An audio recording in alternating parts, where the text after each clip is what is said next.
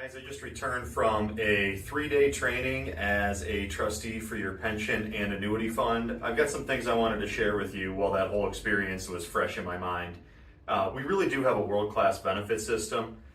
You have to use it right, and if you do that, it's designed to give you really fantastic security in retirement as a benefit of a lifetime of hard work. I have your business manager, if you're in Local 55, Eric Kahle, here with me. I'd asked him to talk about some of the changes that he's recently made to secure that system, to make it work better for you, all that good stuff. Before Eric goes into what he's done, I wanted to just bring up a couple general topics.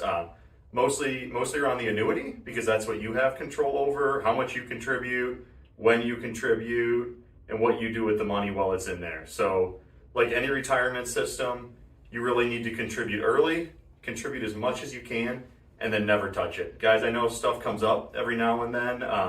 There's emergencies, life happens, but the beauty of compound interest is found over time. So when you have a minute, go online, Google compound interest calculator, play around with some different contributions, and just experiment with how your money can grow over time if it's left untouched. I think you'll be really amazed at what can happen and the benefit to not touching that money. That's the biggest thing we see. Fantastic system, but all of us have a tendency to use that money for things that are more here and now. Some important, some not. But the one thing I'd encourage you to do, if there's any way to not touch it once that money's in there, put it in, forget about it. You'll thank yourself later.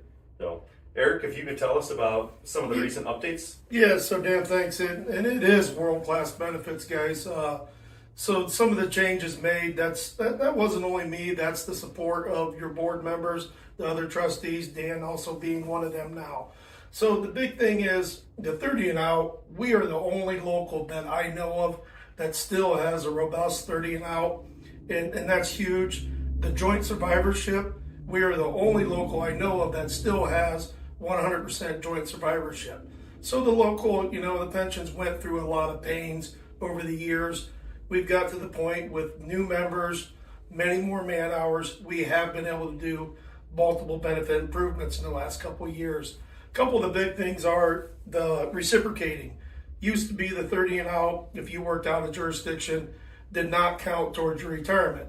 So that causes a lot of guys to choose maybe not to go one local over. I mean, I'm not saying I want people on the road, but at times when it gets a little slow in Toledo, we now have the resources for you to keep building your pension.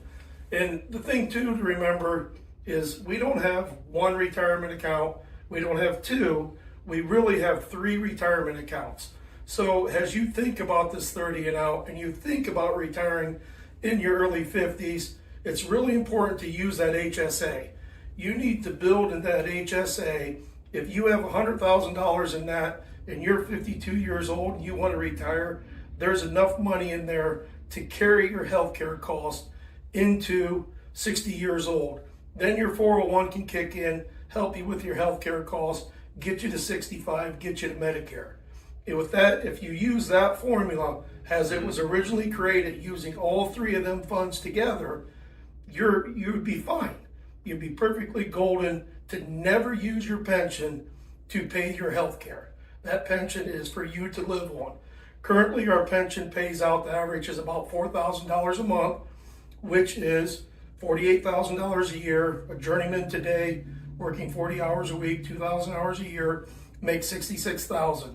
That gives you a 70% pension to retire on, where the national average currently is 62%. So it's a little bit higher than average. It was better in the past. We're going to get back there as long as we keep turning these man hours and keep funding this pension.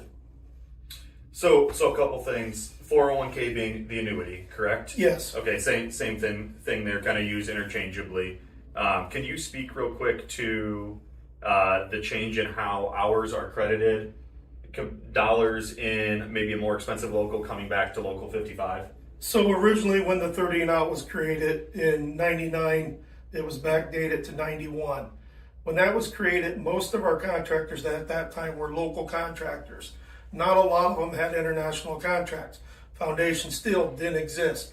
They have an international contract. Black Swamp didn't exist. They have an international. Flat Rock. Jim has an international NMA. Gertzweiler has international.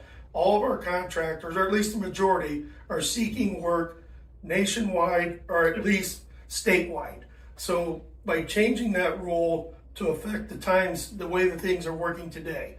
In 1999, they didn't go out of jurisdiction. Today, they're constantly out of jurisdiction, and they want to take the quality people of Local 55 with them, and I didn't want to see them and the rest of the trustees being punished for agreeing to go with the contractor out of jurisdiction.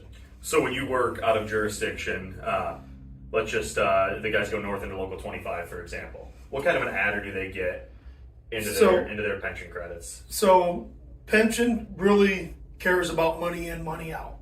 And as far as what you get per hour, doesn't really matter. So everywhere else, money comes in, would be converted to our contribution rates. So if you go to, say, a southern local where their pension pays $5.50 an hour, you're going to have to work 2 hours to get a pension credit here. If you go north to Detroit where their pension's $18.23 an hour, you get a 1.67% multiplier. So roughly figured 1 hour in Detroit gives you 1.67 pension credits here. A guy that works 2,000 hours in Detroit is going to get 3,200 pension credits. And for the way the payout works on 7 per 100, that 3,000 man hour now equates to $210 a year pension credit rather than the $140 payout that you would get for 2,000 hours in Toledo. And just to be clear, that's new. That's last June, maybe? That change happened June of 22.